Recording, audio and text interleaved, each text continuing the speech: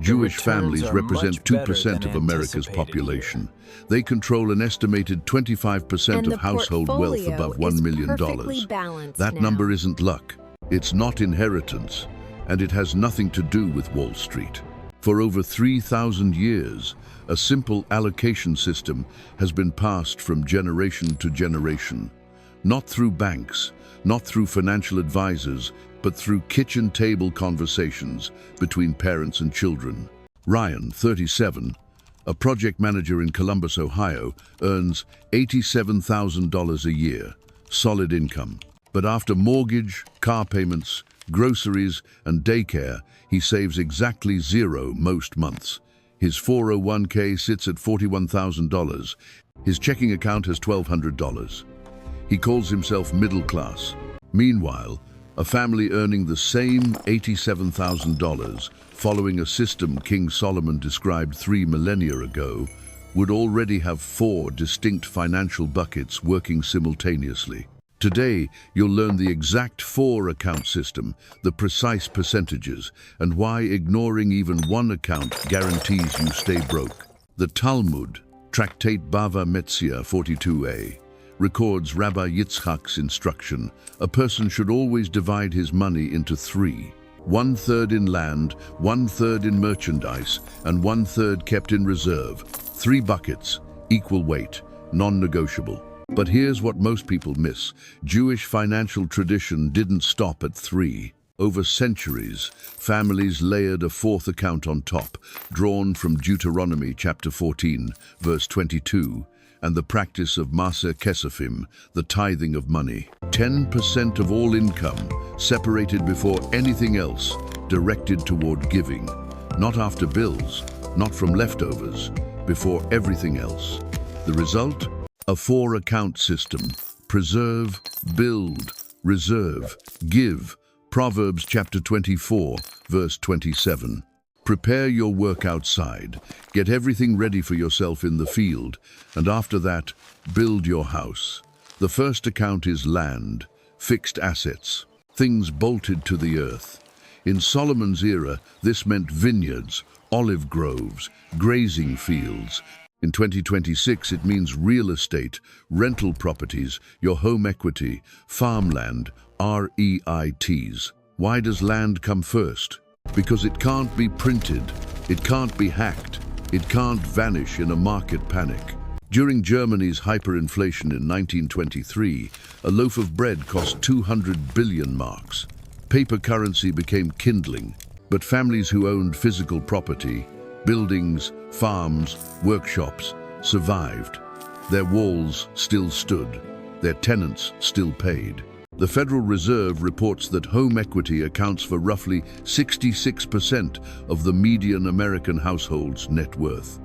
But here's the problem. Most families have all their preservation in one property, their own home, one asset, one zip code, one market crash away from devastation. Ryan's entire land position?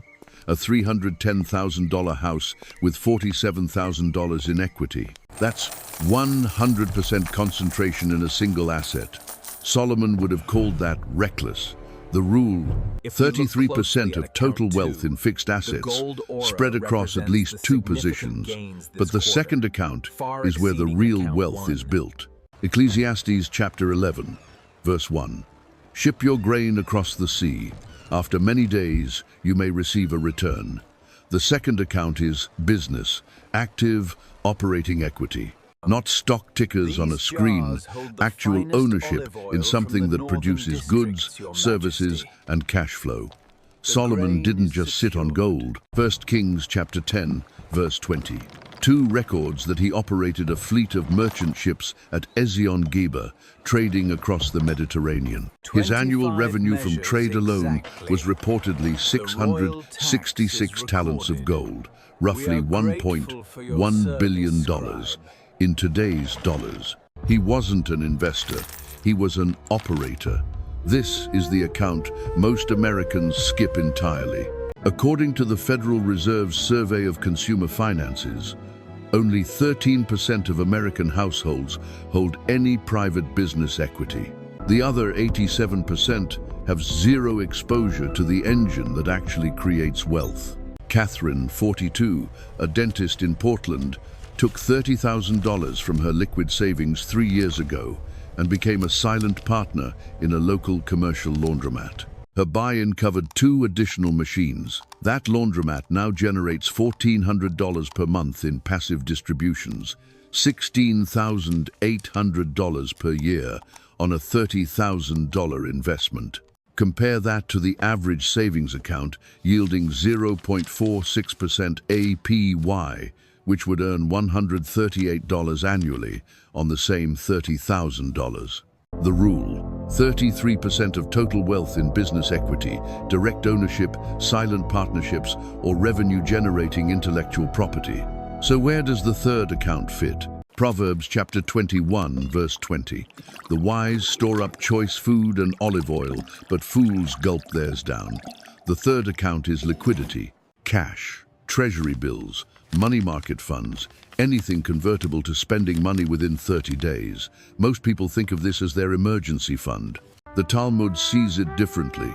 Liquidity isn't defense, it's offense. When the market crashed 89% during the Great Depression, families with cash reserves bought real estate and business equity from desperate sellers at pennies on the dollar. By the time the economy recovered in the 1940s, those families had multiplied their wealth, not despite the crash, but because of it. The Federal Reserve reports that only 55% of American adults have 3 months of expenses saved in an emergency fund. That means 45% of the country, roughly 115 million adults, have no liquid reserve at all. Ryan checks this box partially. His 401k holds $41,000 and his checking has $1,200. But the 401k isn't truly liquid. Early withdrawal triggers a 10% penalty plus income tax. His real liquidity, $1,200 for a family of 4. The rule: 33% of total wealth in liquid assets, accessible, stable, ready to deploy when opportunity strikes. But there's a fourth account, and this one changes everything. Deuteronomy chapter 14, verse 22. Be sure to set aside 1/10 of all that your fields produce each year. Here is where the Jewish system diverges from every modern budget framework. The fourth account, Maser Kesefim, requires separating 10% of all income for giving, not from what's left, from the top, before expenses, before savings, before investment. The Talmud calls this the tithe of money, a practice so central to Jewish financial life that the Hebrew word for tithe, aser, shares its root with osher, the word for wealth. Think about that. In Hebrew, the word for giving 1/10 literally comes from the same root as the word for becoming wealthy. This isn't prosperity gospel. This is behavioral economics wrapped in ancient language. When you separate 10% before you see it, you force yourself to operate on 90%. You build a scarcity constraint that eliminates lifestyle inflation, the silent killer that drowns 78% of Americans who live paycheck to paycheck. Marcus, 29, an IT analyst in Atlanta, started his Maser account 18 months ago.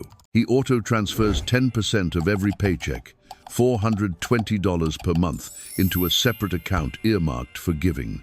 His spending adjusted within 60 days, not painfully, automatically. I didn't feel poorer, Marcus says. I just stopped buying things I never noticed I was buying. The rule: 10% off the top before allocating the remaining 90% across land, business, and liquidity. Solomon understood this. He gave more than any king in recorded history, and he died the wealthiest. But let's be honest about something uncomfortable. This system is hard to start when you're already behind. Ryan earns $87,000. After federal and state taxes, he takes home roughly $65,000. His fixed expenses, mortgage, insurance, car, daycare, groceries, utilities, consume $58,000. That leaves $7,000 per year of flexible income. about $583 per month. Splitting $583 across 4 accounts, that's $146 per bucket per month. It won't buy a rental property. It won't fund a business partnership. It barely covers a modest emergency contribution. The Talmud doesn't pretend this is instant. Bava Metzia 42 prescribes the allocation for accumulated wealth, not for monthly cash flow. The system is a North Star, not a light switch. Ryan's first step isn't 4 perfect accounts. It's redirecting his next raise, every dollar of it, into the account that's emptiest. Solomon himself wrote in Proverbs chapter 13, verse 11, "Wealth gained hastily will dwindle, but whoever gathers little by little will increase it." Little by little, that's the real instruction. And if you're sitting there doing the math on your own paycheck right now, you're already further ahead than 90% of people. The Williams Group studied 3,200 wealthy families over 20 years.